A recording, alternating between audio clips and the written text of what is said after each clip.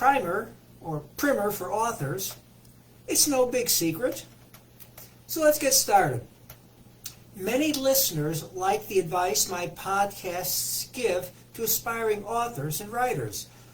Lots of it applies to all of us, so you might want to listen to this podcast even if you aren't planning to write a novel in the near future. So here we go. There is so much authors need to know. And some listeners have asked us to prepare an overview that starting or even experienced authors can use to help keep track of what's involved. And that's the purpose of this podcast.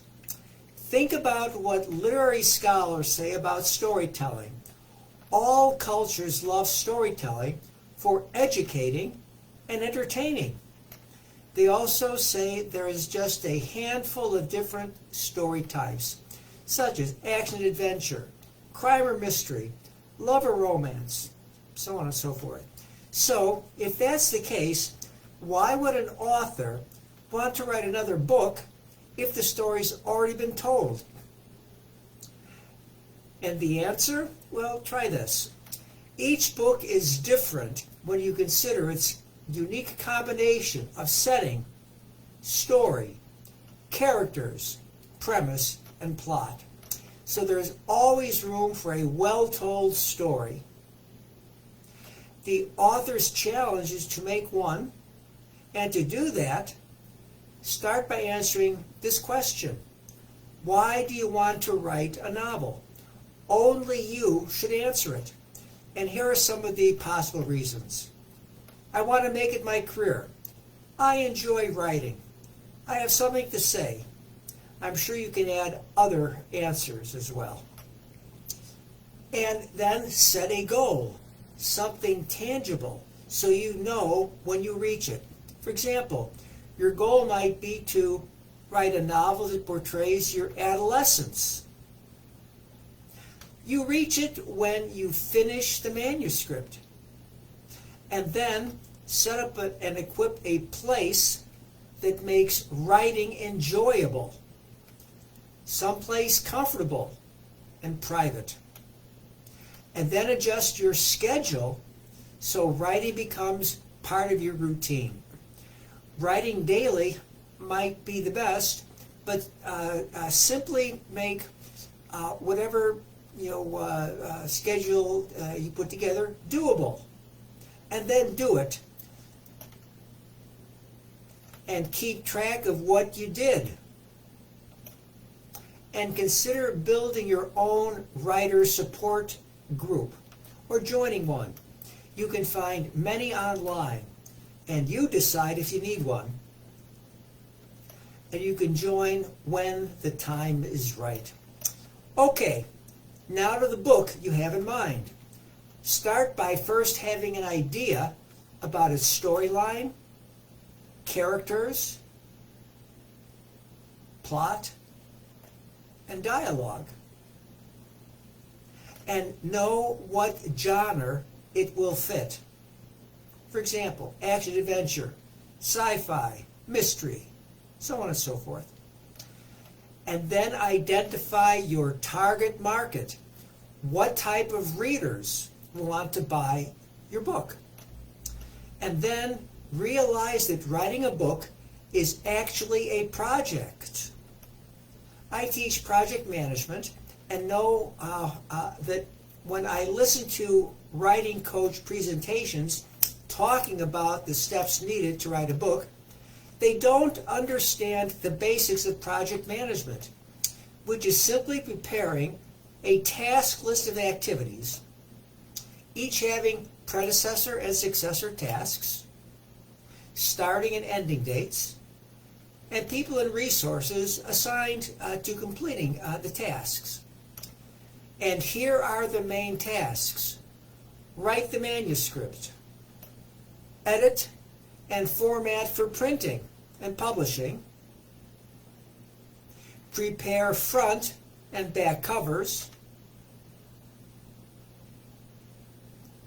prepare a synopsis of the book and yourself, and then launch the book via a book marketing campaign.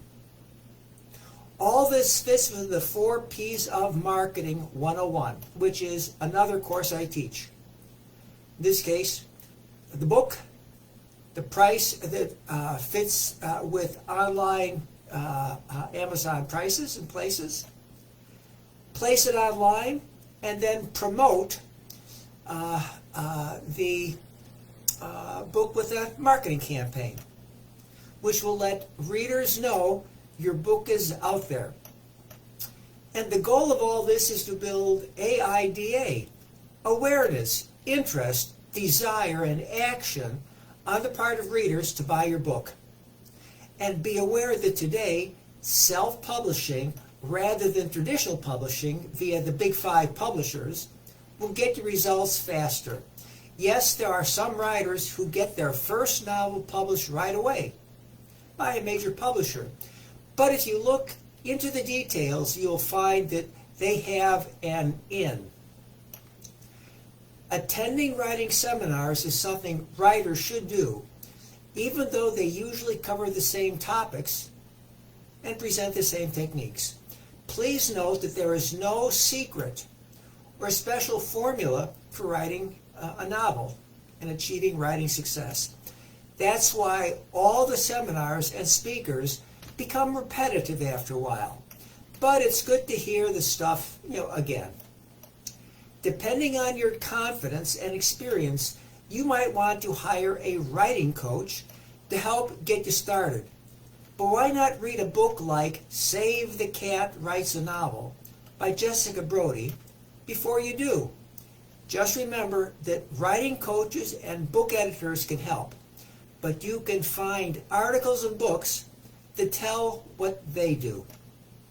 And today, ChatGPT-like software such as Atticus, ProWriting Aid, and Grammarly can teach and write and edit at levels rivaling us humans.